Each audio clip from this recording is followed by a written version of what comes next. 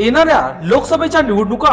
डोळ्यासमोर ठेवून नाशिक पोलीस आयुक्तांनी नाशिक शहरातील सर्वच पोलीस ठाण्यांना सूचना दिल्या असून कायदा व सुव्यवस्था अबाधित राहावी यासाठी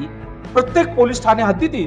रूट मार्चचे आयोजन करण्यात आले आहे। त्याच अनुषंगाने दिनांक 12 मार्च 2024 रोजी सातपूर पोलीस ठाणे हद्दीतील अशोकनगर, श्रमिक नगर, कार्बन नाका परिसरात नाशिक पोलीस अंबड विभाग सहाय्यक पोलीस आयुक्त शेखर देशमुख यांच्या मार्गदर्शनाखाली सातपूर पोलीस ठाण्याचे वरिष्ठ पोलीस निरीक्षक सोम माचरे तसेच सर्व पोलीस अधिकारी कर्मचारी यांच्यासह राखीव पोलीस दलाचे कर्मचारी यांच्या माध्यमातून सातपूर परिसरात रूट मार्च काढण्यात आला। यावेळी येणाऱ्या लोकसभेच्या अनुषंगाने परिसरातील नागरिकांना